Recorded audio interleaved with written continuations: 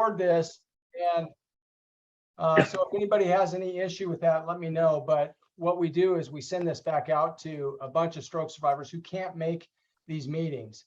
And it's really critically important for everybody to see them. And we have a big list of folks that we share all this with. And so I like to record them all. So hopefully you're all okay with that.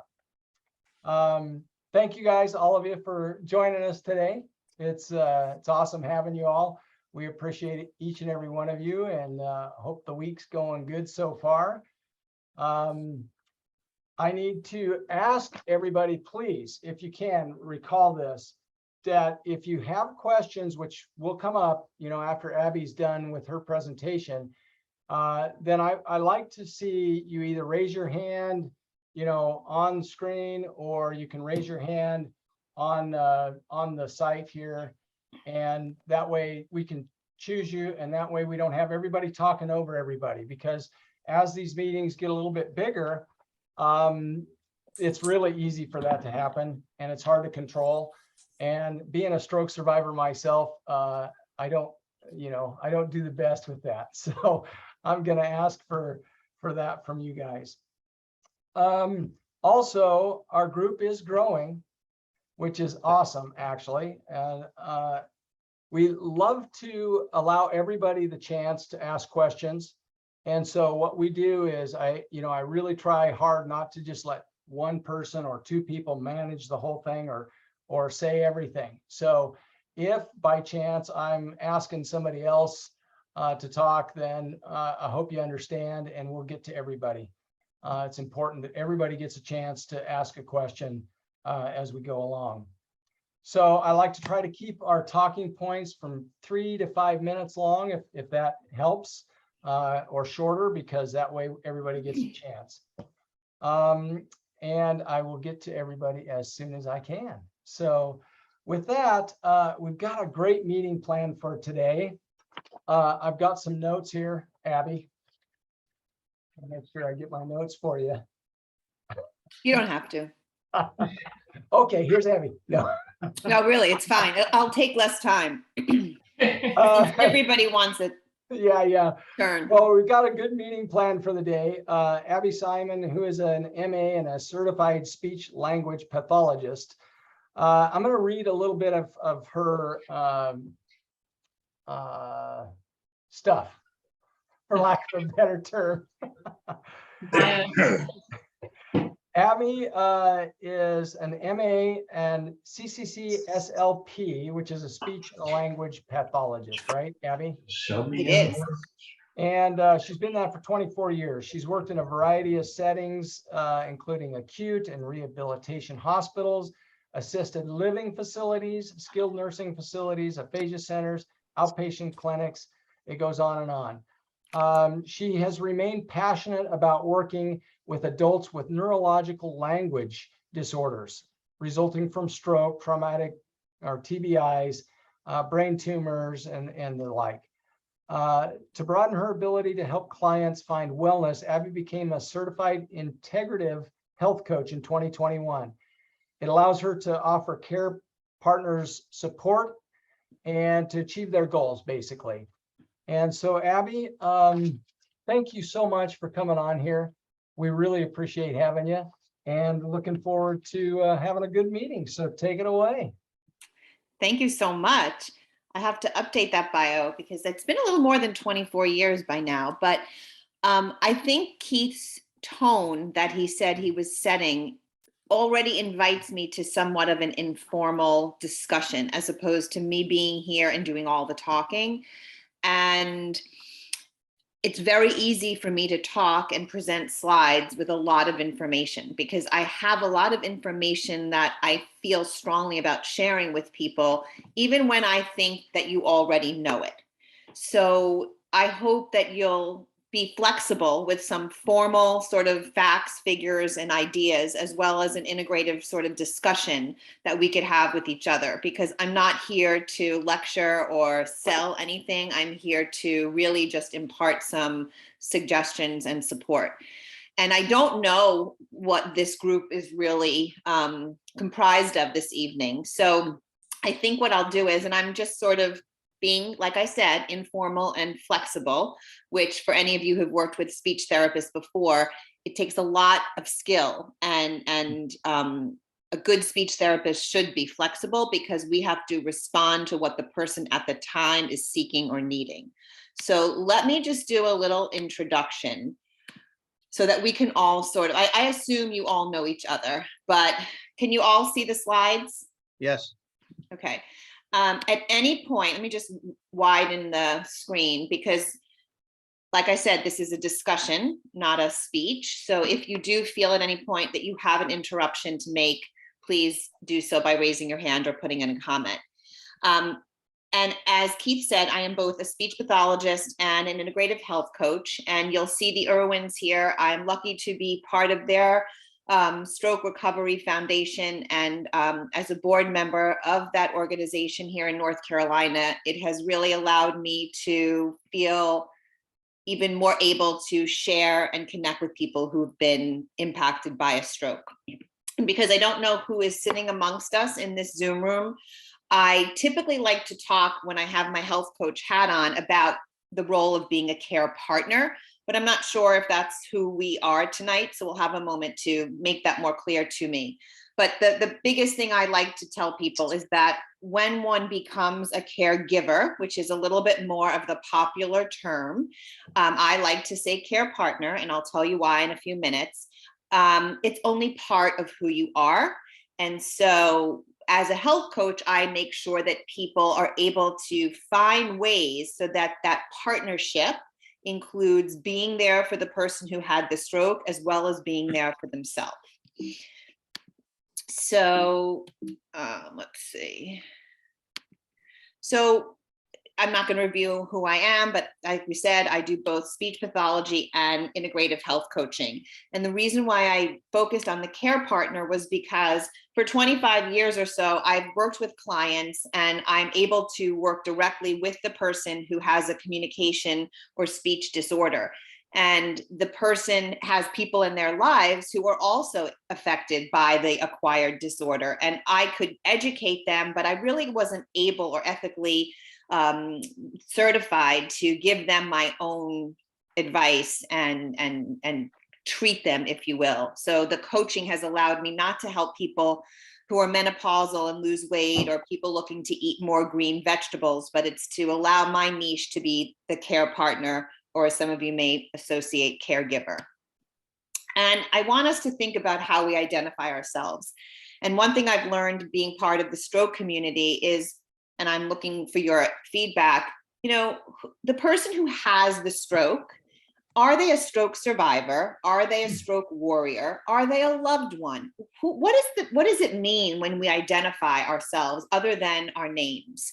And we'll see if we have time and if you guys would all be interested to sort of introduce yourselves by not telling us your name, but rather who you are and the role you play. So I am all those things on the left in terms of the relationships I have with people, but I'm also someone who likes to do yoga and cook healthy and be with my friends and watch a show late at night to feel like my mind is escaping reality. So I'm curious how you all would identify yourselves. And let's first acknowledge, do you all know each other? Yes and no. A lot of people are, you know, come on every time, and there's some new folks as well, and we're definitely working on growing it. So all right, so let me just do this then. Let me pull up this slide instead, and then we'll go from here. Hey, Abby, I lost the presentation. I know, I took it away.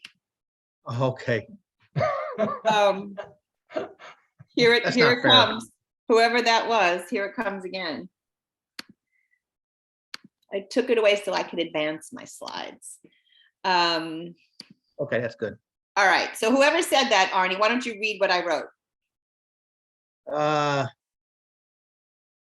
me see. That says stroke decision. That's all I can see. Okay, And- Beverly, do you want to read it? You're not on mute. Sure, stroke doesn't just impact the person who had it. It requires that everyone in the person's life make adjustments in their life, even if it's not easy to do or accept. Right. So when I was saying before, like, who are you? And for those of you that don't know each other, let's all say we are here because we are all affected or interested in this word called stroke. And while I, as a speech pathologist, typically work with those who have something called aphasia or another motor speech impairment, my life goes beyond just aphasia, and that's what we're here to discuss. So let's take just 5 minutes. So we're not going to sit here and talk about your whole stroke story, when it happened, what medicine you had, and what hospitals you were in. We could see everybody's name. So you see the people's names on the square, but beyond your name, tell us who you are. So like I said, I am all those things with the people in my life, but I'm someone that loves yoga, loves to cook, blah, blah, blah. So I'll call on your name as I see you in my screen and tell us who you are in addition to the name that we see.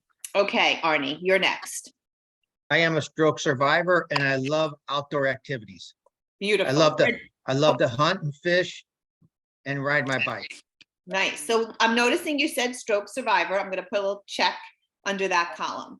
Bridget, Okay. I think you just popped on, but you're next on my screen. Do you mind telling us who you are besides the name that we see?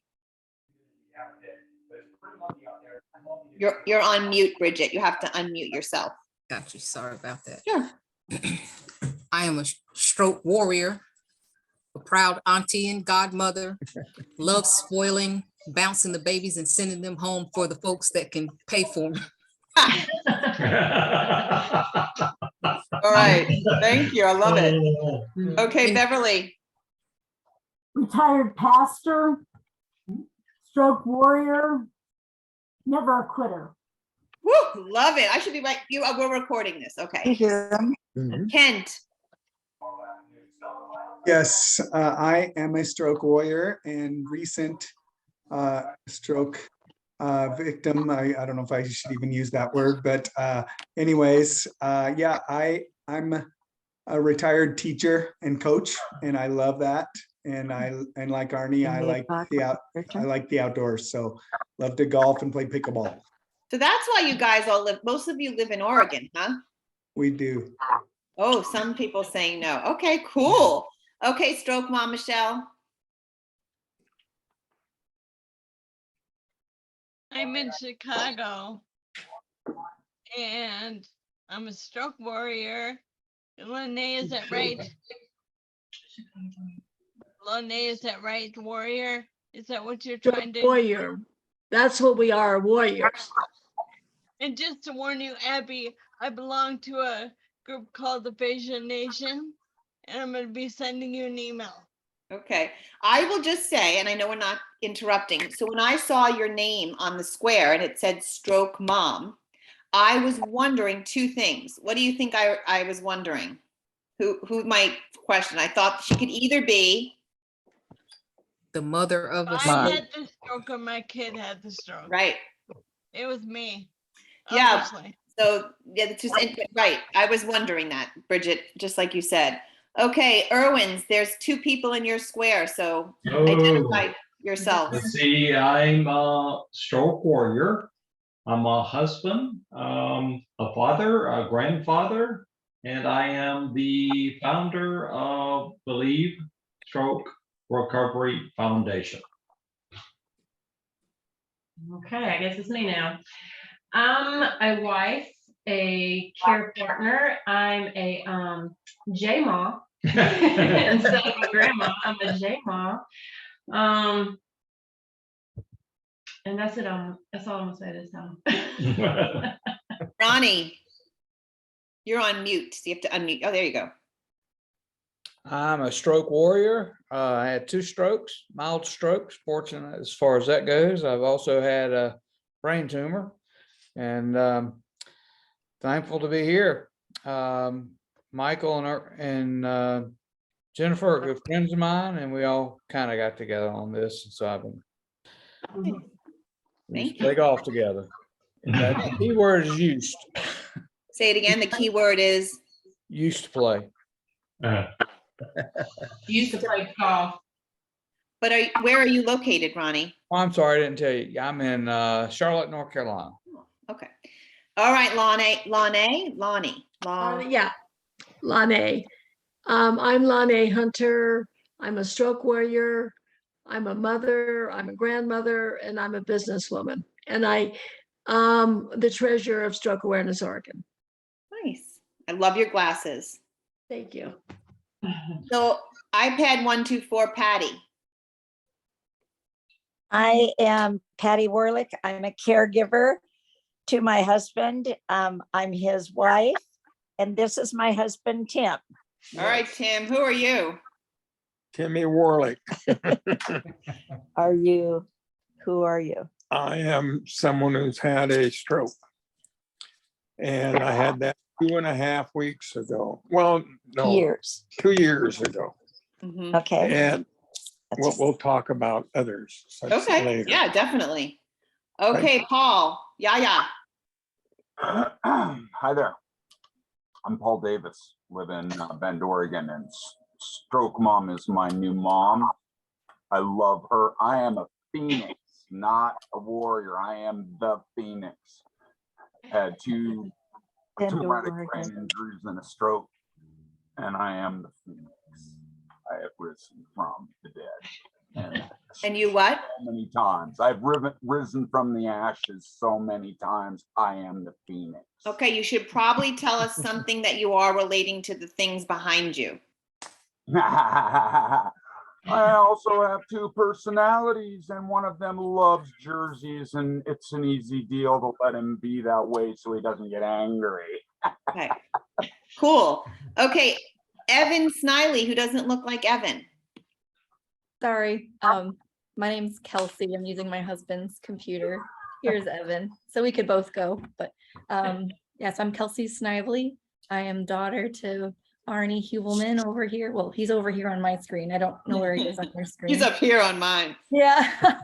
I'm Over a proud here. mom of 2 boys. I'm an artist and a beekeeper and a lover of the outdoors as well. I get that from my dad. Oh. I'm Evan. I'm the son-in-law. I'm a proud father. I love soccer, and wouldn't you know it, I love the outdoors too.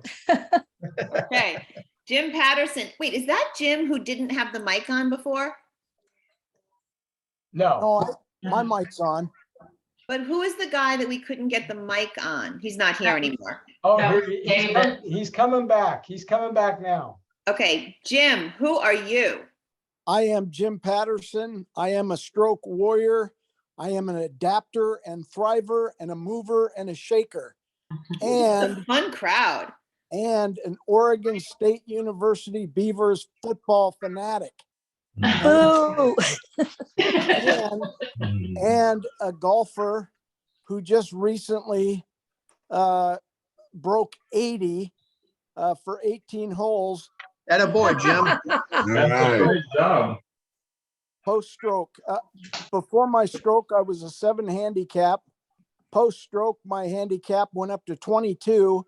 And 2 weeks ago, I broke 80 for the first time. Well done, Jim. Thanks, Arnie. Okay, Marie Leonard. Hi, can you hear me? Yep. Yes. I am a caregiver. I'm a caregiver from Connecticut, and my husband is a stroke warrior. He had a stroke just a little bit over a year ago. Hey, nice to have you here. You know your camera's off, right? Yeah, couldn't put it on where I was. Okay, it's okay. Just as long as you know, we'll Right. just picture what you look like. David, can we hear you? Hello, let's try it again. There you go. Like a bad Verizon commercial. Can you hear me now? You need to tell us who you are and what's behind you. Okay, well, I'm David McCoy, obviously from my screen name there. I am in a room that my wife and I use as an office. She has her own business. She makes pillows, so that's probably some of the junk you see behind me back there. But just here at home, we share a little space, not much space. but gets the job done. So I've got a little corner here. Okay. And who are you and why are you here? Okay, well, I had an ischemic stroke in April of last year. Okay, we're not, you may have missed the part, like, even though your story is really important, and don't think I'm cutting it off, but we're trying to get through everyone's who we are without telling the whole stroke story for now. Okay, gotcha.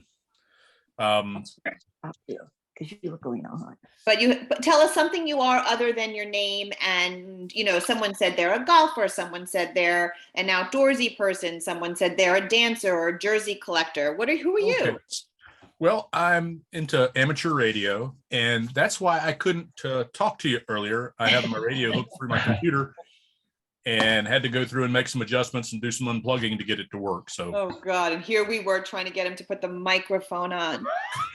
No, that's fine. Okay, all right, let's come to last but not least, Mr. Samsung. Your name is not on your square, but you have a beard and glasses. Who are you? Oh, that's Ralph. Okay. Sorry, my computer was cutting out. I had to go to my phone. I'm Ralph from Bend, Oregon. I'm a grateful stroke warrior, grandfather, 11 great-grandchildren, and very happy to be where I'm at. I'm a fighter, and I'm going to continue to fight. Love it. Okay. All right. Does anybody have a question for someone that has spoken and identified themselves? I have a question. Lonnie. Where is David located? I'm in Charlotte, North Carolina. Okay, cool. Okay, David. Who's David? Okay. Oh, another Charlotte. So do you know Kent? No, I don't believe I do. It's like saying I'm from New York and then you asking if I know John Smith. So that's Absolutely, sort of silly. You never know. It's a pretty small world sometimes. Okay, so let's go back to, so we're a mixed group, right? Some people here are, well, we're all partners. We are all partners in this relationship that's been impacted by a stroke. And let's just say that I choose the word care partner, like some of you have heard other people say tonight, because if you're a caregiver and you're constantly giving, you can be a little bit more drained. You could be a little bit more what we would think is nice, but to be selfless, right? Always giving of ourselves. That might come at an expense, both financial or mental or physical, and constantly giving of yourself can cause an immense amount of stress. And we could think about giving, again, not just as someone who had a stroke or someone that's caring for someone that has, but in anything that we do. And in order to have a good and healthy relationship, there has to be reciprocity. We have to give and we have to take. And even though people often, and I hate this word, here I'm going to say it, victimize or feel sorry for the person who had a stroke, when we feel that way, we tend to want to dote. We tend to want to do. We tend to want to ease, right? And so we start to have this role of constantly giving. And as a stroke survivor or warrior or care partner, it's up to you in the relationship to determine how much of that giving and taking really needs to take place. Because even though you've had a stroke, it doesn't mean you're not able to do things. And so while I'm used to maybe talking to people who've had stroke that have trouble talking, they may not be able to speak like they once did, but when you make the proper modifications or learn how to compensate, you can surely resume something that felt lost. And you can do the same thing with a physical limitation or visual limitation. So again, thinking about the care partner again, part of the care partner's role is to also receive. All right, there's that sentence that we know the stroke didn't just affect the person whose brain it happened in.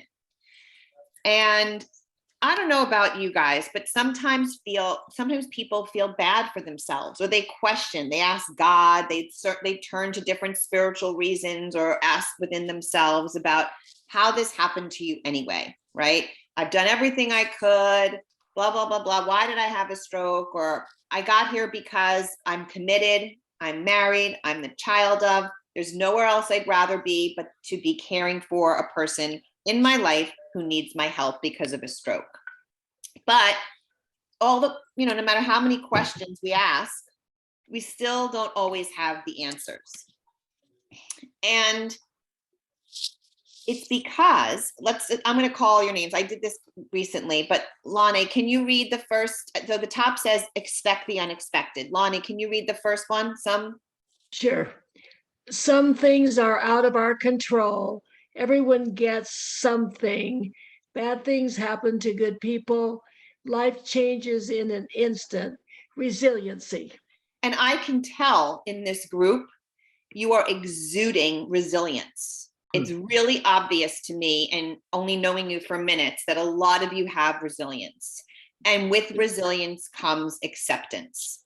And I think it's very hard for people to accept what is, especially when you are someone that's used to controlling things, right? And too often we hear of young people having strokes, or an 80-year-old person that never had a bill of health that required medication. But sometimes things just happen.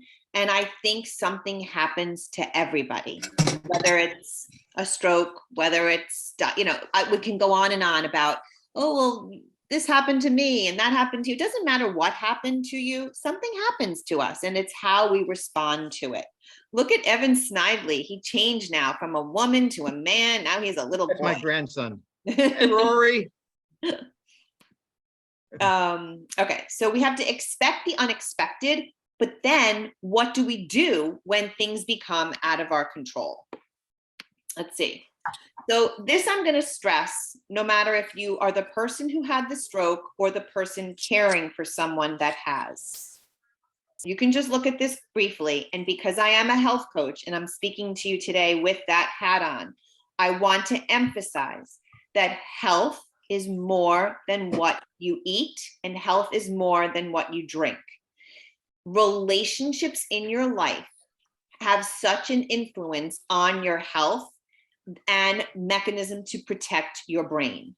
So when people have a stroke and they become isolated or separated from people who used to show up, but now might not know how, that's actually a negative medical contribution to good health, right? It's just not good. It's a negative on the medical list. And in order to have a good relationship, so communication, which is another part of what I do with my clients, improving communication success and effectiveness, is really what makes that relationship thrive.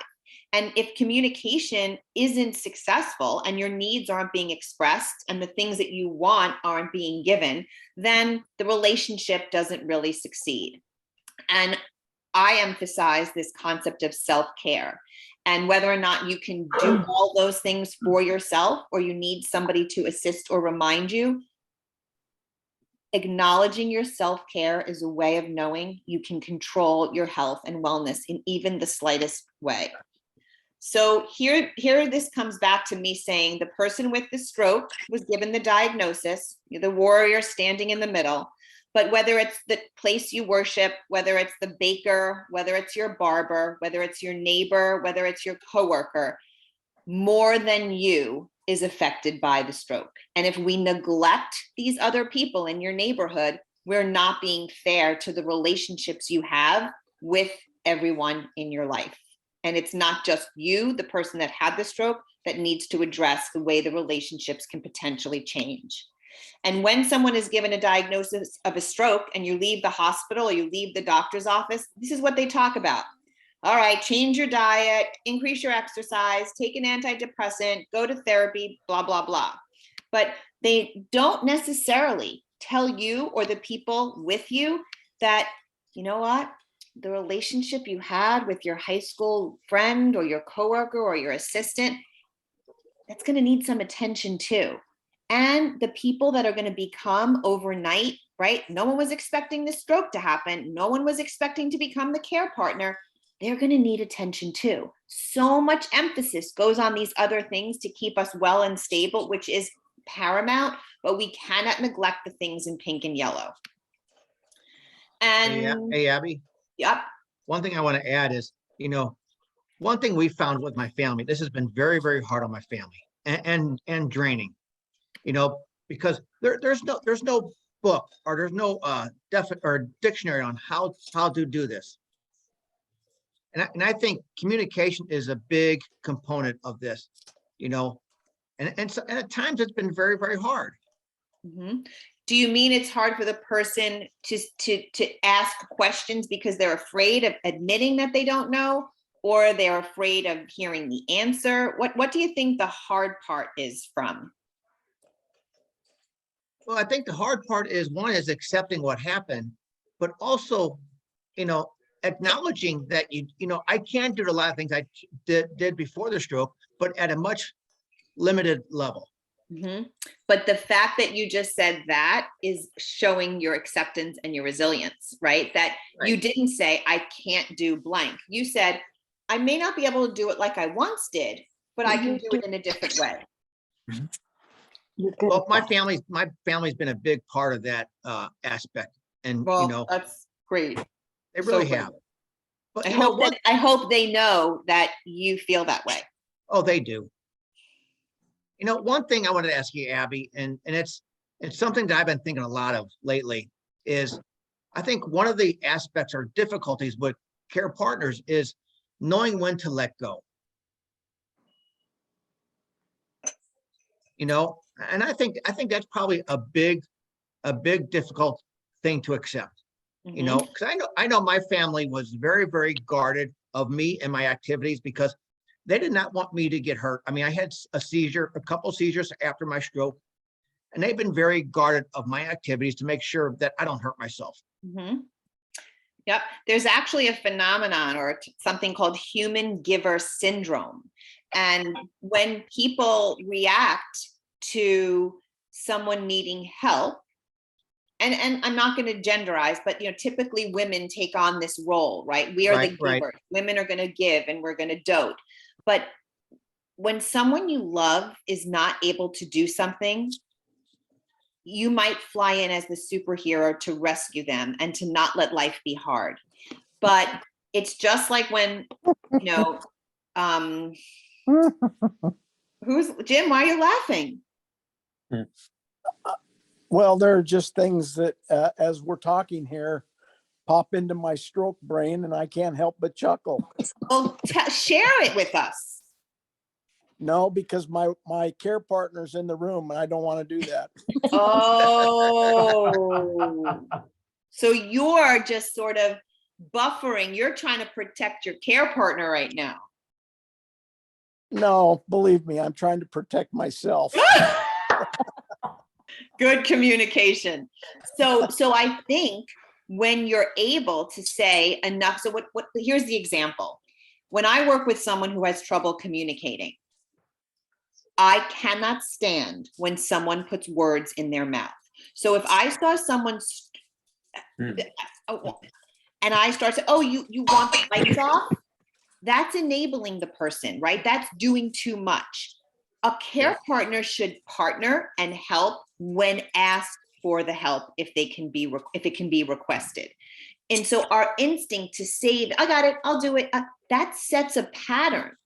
And we talk a lot about this word boundaries, right? Well, where are the boundaries really supposed to be in this partnership of stroke survivor and the care people around them? Everybody needs a boundary. The care partner needs boundaries because they can't go beyond what they're capable of. And the stroke warrior, stroke survivor, needs boundaries too, because they can't overstep their boundaries and they shouldn't only stay so far away from them. It's really finding the balance of how much support can hinder or help. Because if we do too much for someone, and you all know the word neuroplasticity, right? So I know your groups have discussed that.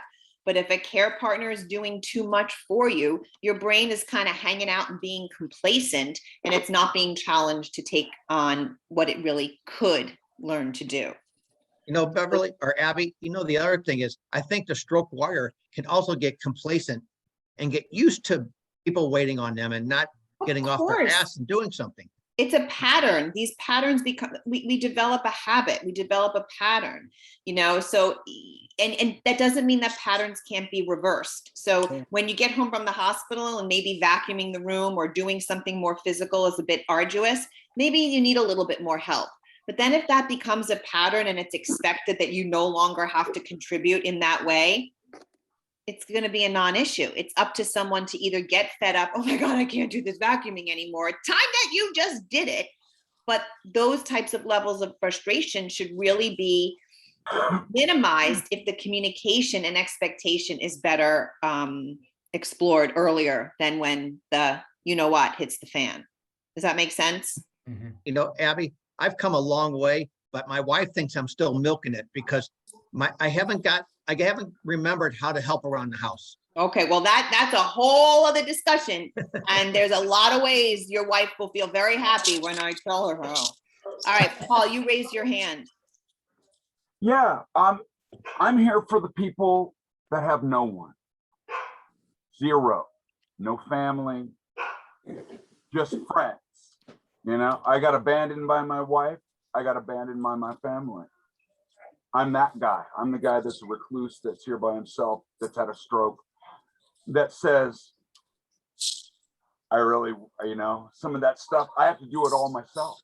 I'm the guy that has to do it all myself. So if there's anybody else out there, I just want you to know I relate to that. So I would like to give you a question in response to that admission. Yeah. Do you enjoy doing it by yourself? Are you kidding? No. Do you ask for help? When I really need it, and I really need it. I'm coming up on a bilateral C7 surgery and less than a month, maybe a month or two, because I need it so bad. I was the guy in a car wreck, so I'm broken. So I got to ask for help. I got to ask for help from my friend. So we all know we are taught to say no, right? Whether it's don't volunteer to do something that you are overextended doing already. Don't say, you know, say no to the neighbor that wants to bring over the 5th pizza of the month. Just say no, right? Just say no. No could be interpreted different ways. One of the things I focus on is just saying yes. And being okay with saying yes, because you can't and shouldn't do it all. And it's really hard for our martyrdom, like those of us that feel so powerful and wanting to help, right? No one likes to see someone they love struggle, unless it's your 17-year-old kid and they get you really mad.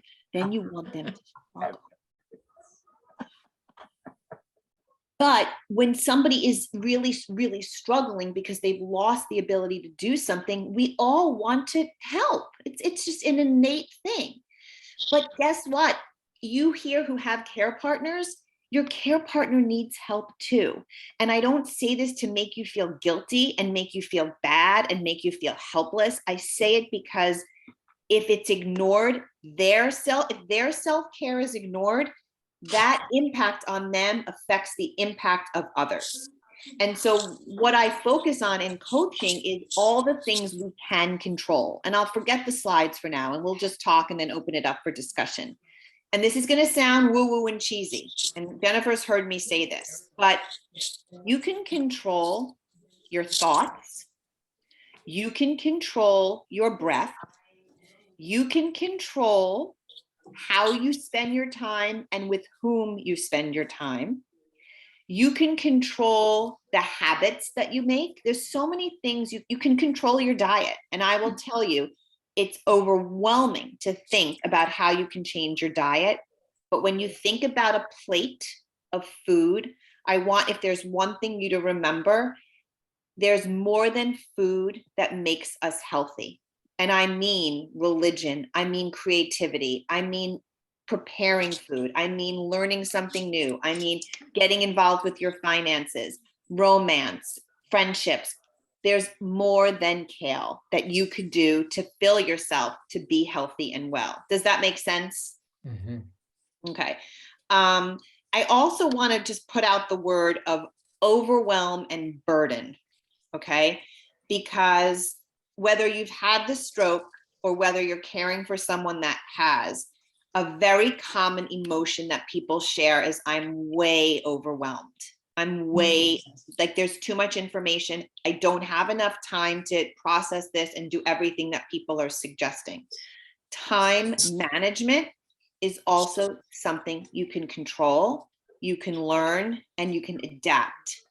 And when you gain control of these things, unlike the stroke that you couldn't control, it gives you this sense of power. And so that's what I want to remind people when they feel like worry or overwhelm and burden, and say, what can I do to compartmentalize and take this a little bit less as a big picture and break it down to the micro levels? Does that make sense? Yes. Okay. So let's, I know I'm keeping track of the time and I don't want to keep talking. Let's hear from you guys, or ask each other about, are there times that you as a stroke warrior feel overwhelmed, burdened, you need more help, you need less help, that you feel bad that you're getting too much help, or are there care partners here that maybe need a little direction or suggestion about how to help, or how to help more or help less? So let's see if anybody has any comments or questions.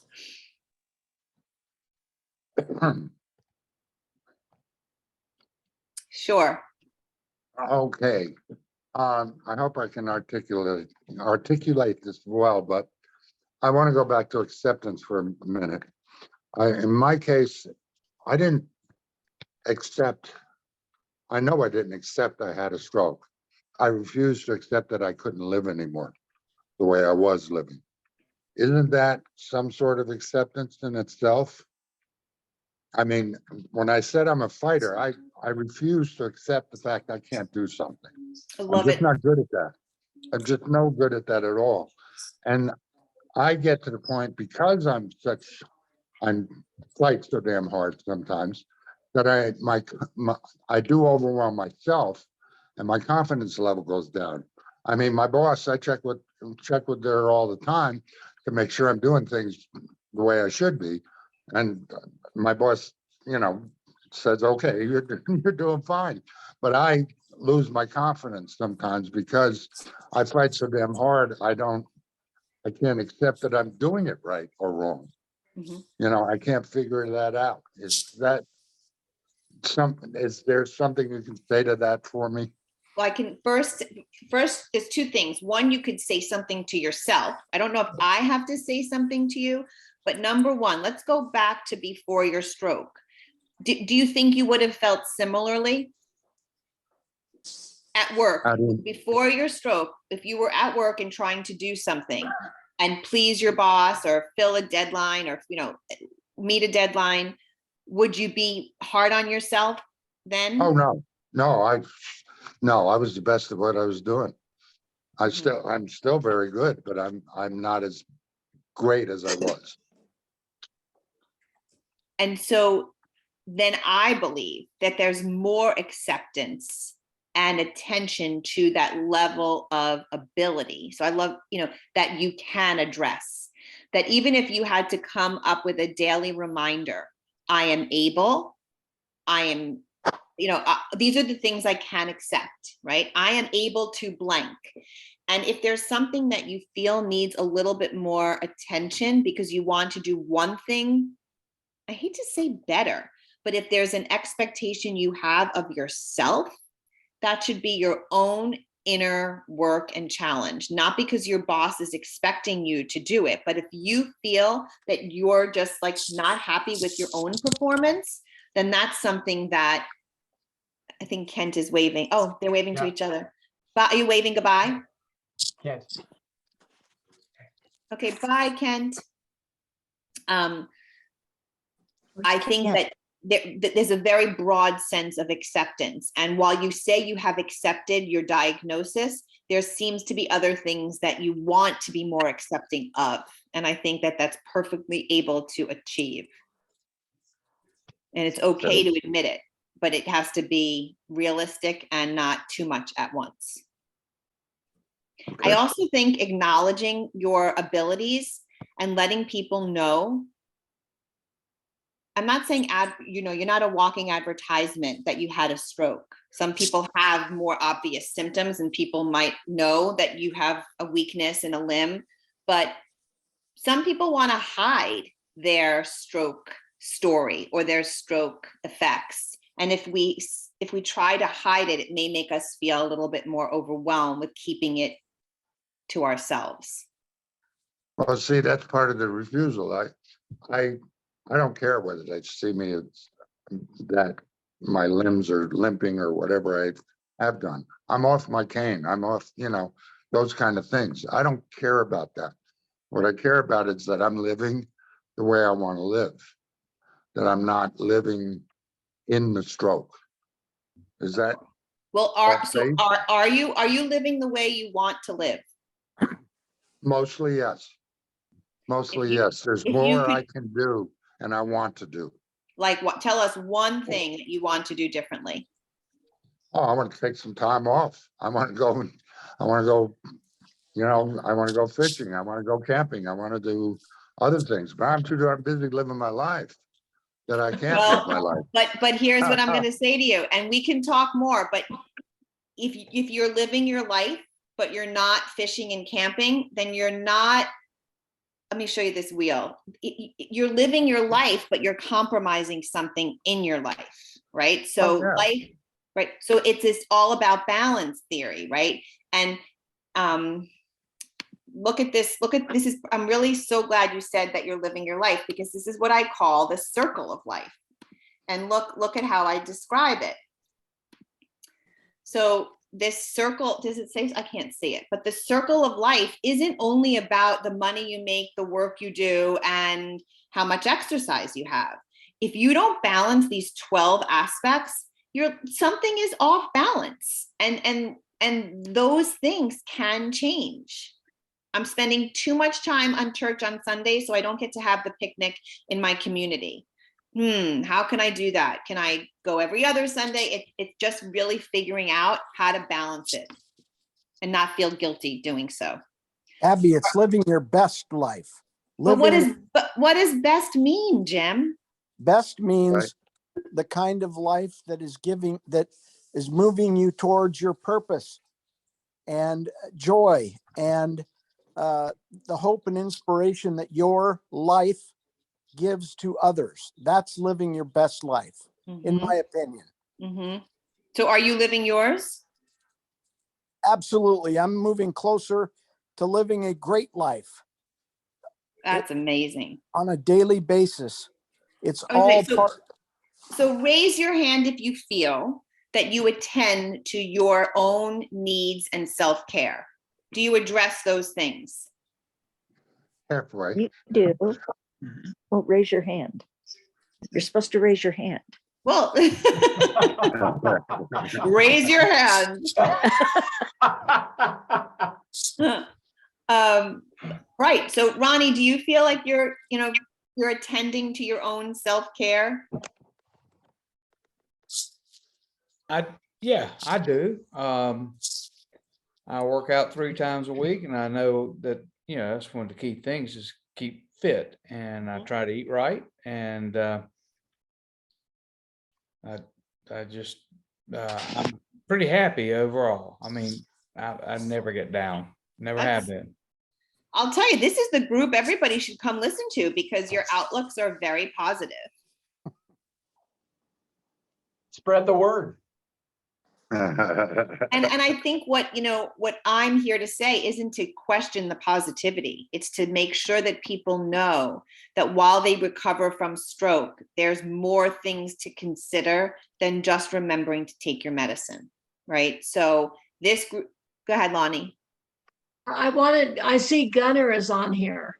Maybe we can get him to address that briefly. I don't see Gunnar. Gunner's there, but the video is Gunnar, not. Mitch. Gunnar, are you there? Oh, maybe what did you want them to address? Well, Gunnar is living an amazing life after a stroke. So I wondered his perspective. Great. Well, Sorry. I don't know if he can hear us, but, or she. Is Gunnar a male or female? Oh, Gunner's a male. Gunnar left. Yeah. Beverly, did you have something to say? No, we're good. Anybody?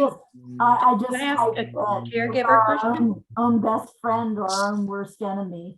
It really just depends on how we program ourselves or how we think about ourselves. And so that's very true. And as a pastor for 31 years, I've seen that time and time again. I like what you said. You could be when you could be your own best friend or your own worst enemy. And that's again, something you could choose and something you can control. Yeah. Okay. What were you going to say? Evan's wife. More of like a care partner, I guess, question. So we'll often get feedback, and I have a little bit of laryngitis, so sorry. We'll often get some feedback or notes from family and friends who are with us together as a family, and they'll say, oh, we could tell, you know, you treat your dad a little differently, you dote on him a little more, you're a little bit more kind of like following him around, not scrutinizing, but just a little bit more kind of not just following him, I guess, like a shadow. And this is stuff that we don't even recognize or realize that we're doing. So I guess from your perspective of coaching, are there any thoughts or tips in when we are interacting, maybe just to keep in mind, or advice for care partners when we're maybe just on autopilot and don't even realize we're doing those things? So there's probably a reason why you're cautious about your father's movement, and it might be because he's unstable, or it might be after his stroke he was weaker and his coordination wasn't good, which is a very valid reason to worry that he'll fall. And fall risk is a huge reality when somebody's not as strong to walk themselves.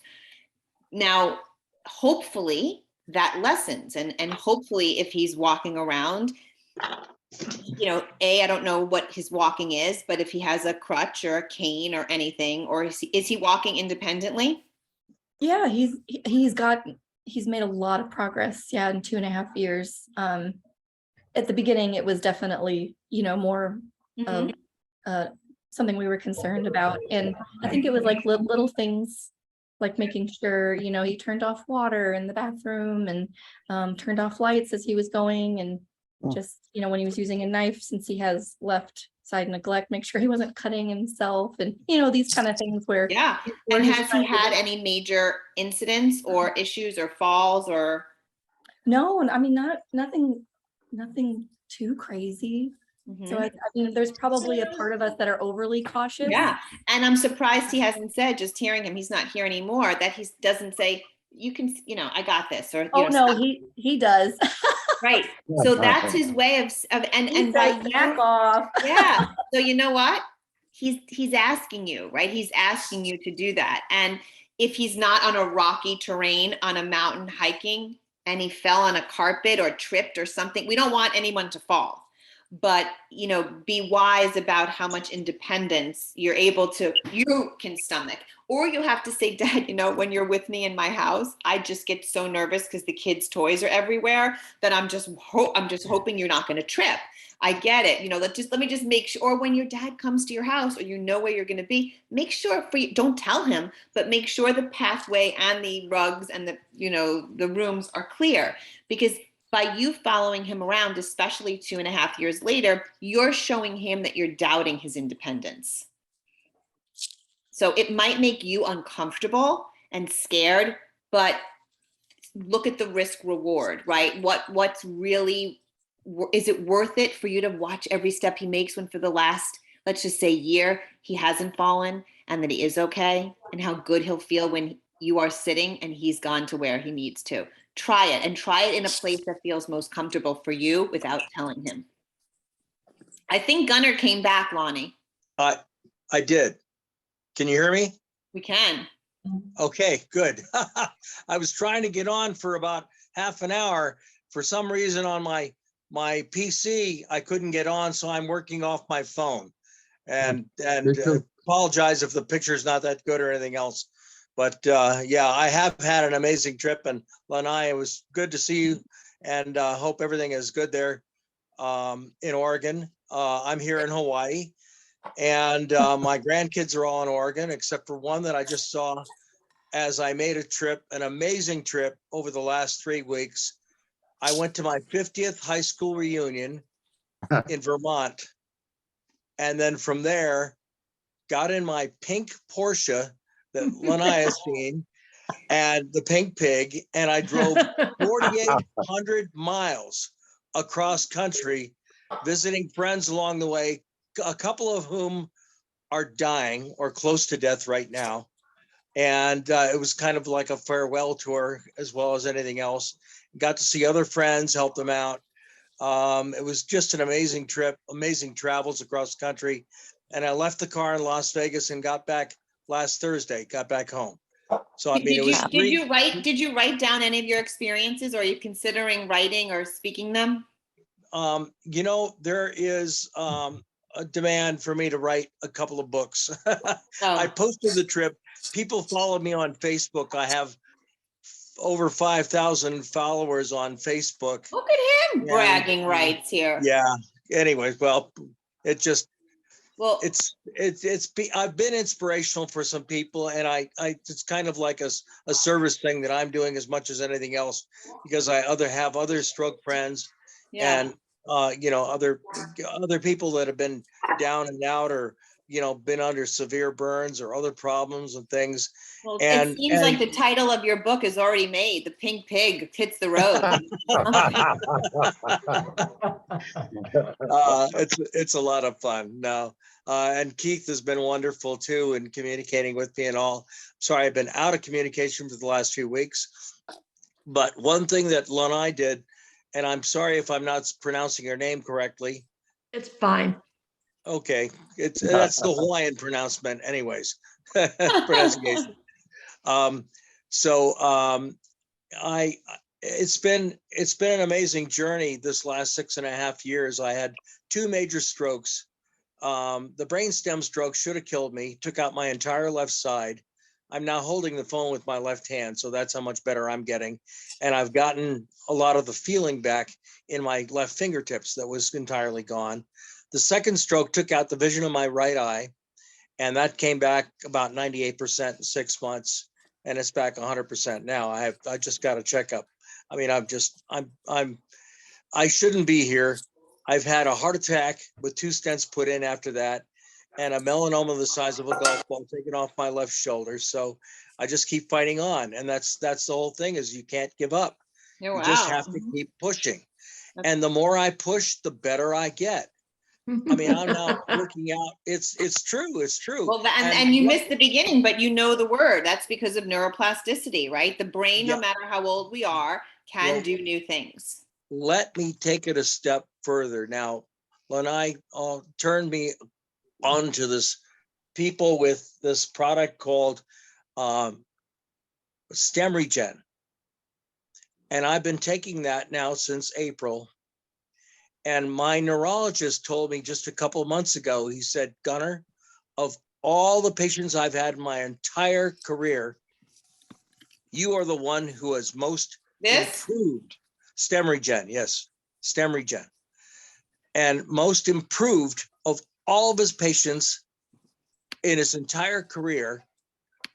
And mostly he's dealing with people who are on the downslide. And I keep improving. And it's got him scratching his head. So, I mean, the last time 2 years ago, they did some intense brain scans, MRIs on what's left of my brain. And I'll tell you what it is. You're at 65 and I'm 60, almost 69 now.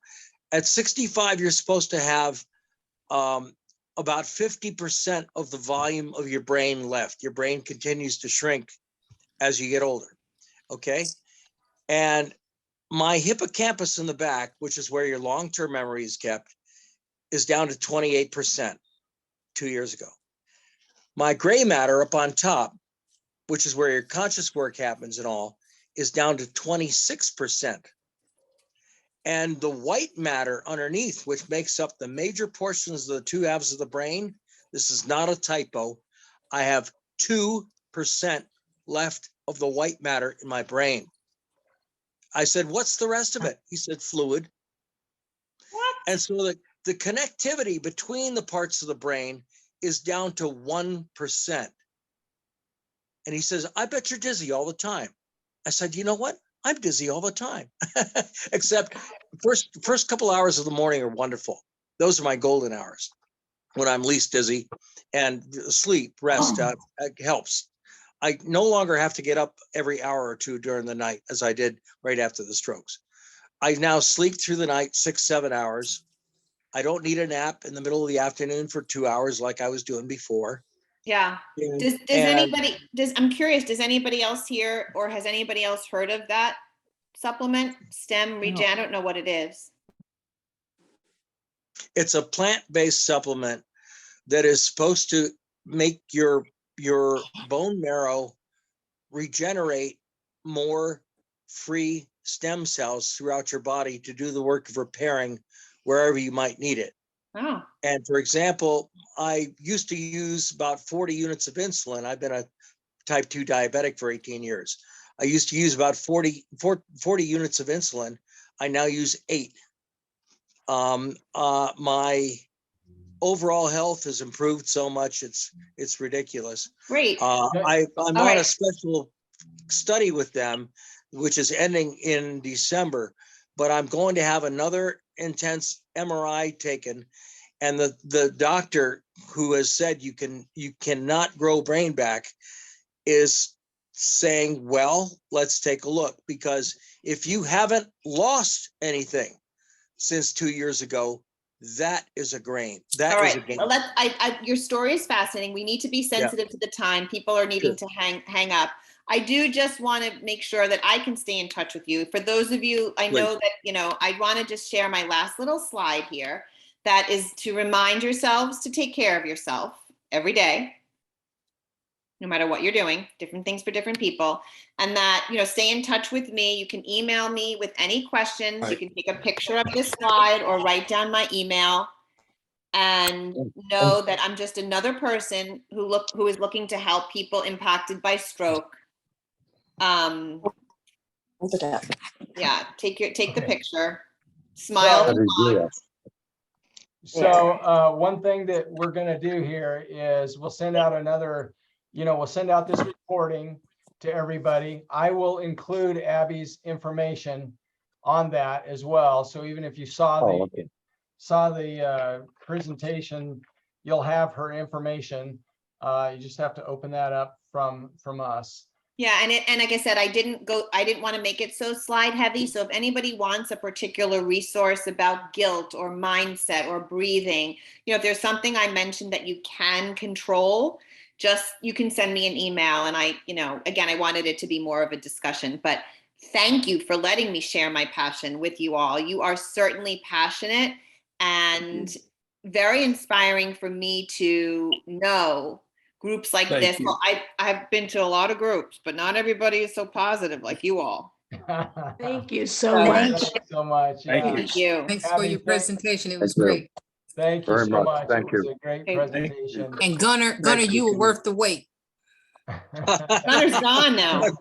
No, I'm so sorry. Oh, there he is. I'm still here. Gunnar, we'll catch up in the next day or two by phone. Yeah, and Gunnar, I'm going to send you an email as well, buddy, because I wanted to just, and I'll touch on it real quick. I think attitude has a huge part in playing. Yes. Even though your percentages are down, attitude is huge. And you have that attitude and mindset and attitude. So true. Yeah. So thank you so much, Abby. Listen, we're all gonna have another meeting in a couple of weeks, and you guys will get the notice. But since we're running long, I'm gonna end this one up. All right. Thanks so much, guys. Have a great day. Thanks for having me. Have a great Aloha. See you all again. Bye. Take care. Bye.